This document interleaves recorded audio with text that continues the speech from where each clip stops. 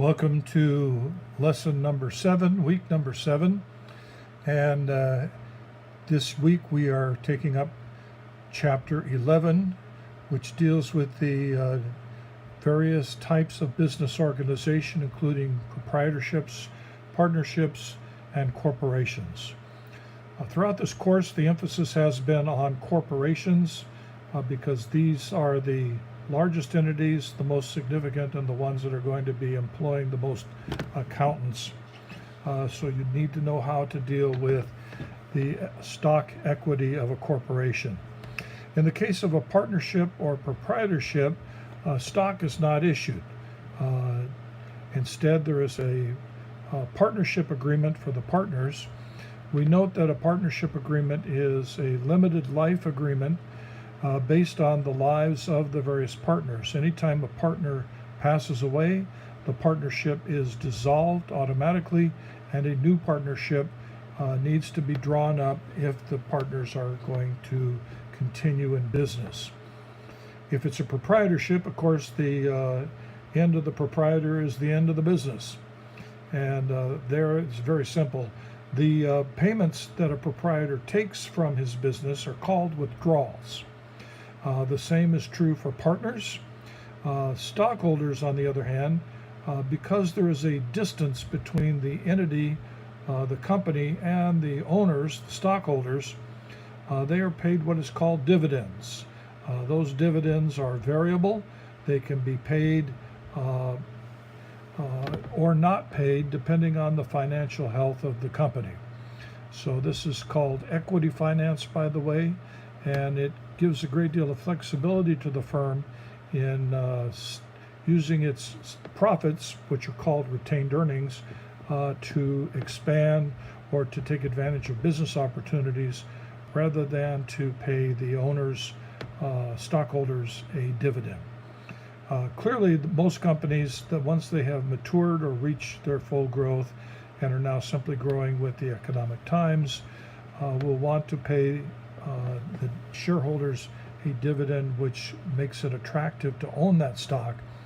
And that'll vary on the type of industry that we're talking about. There are different types of stock, really two.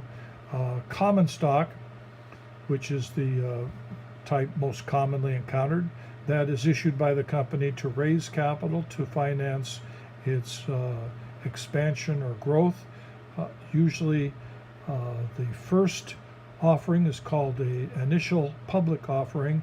Once that stock has been sold, the company has complete control of the funds, and the shareholders are now free to resell those shares on what are called secondary markets, various types of stock exchange, brokerage arrangements, over the counter that's called, and other direct purchases between shareholders and prospective shareholders.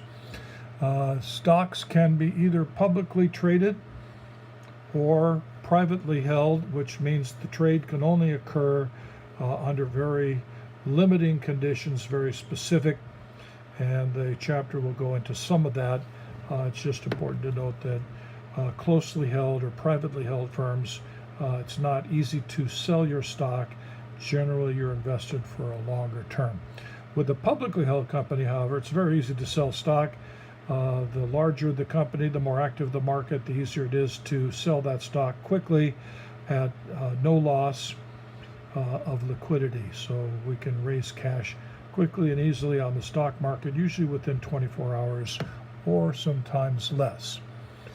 In addition, we have what's called preferred stock. Preferred stock is paid a dividend that is stated by agreement between the company and the shareholders, and if the company is unable to pay that preferred dividend, it does accumulate. In the case of common stock, the dividend does not accumulate.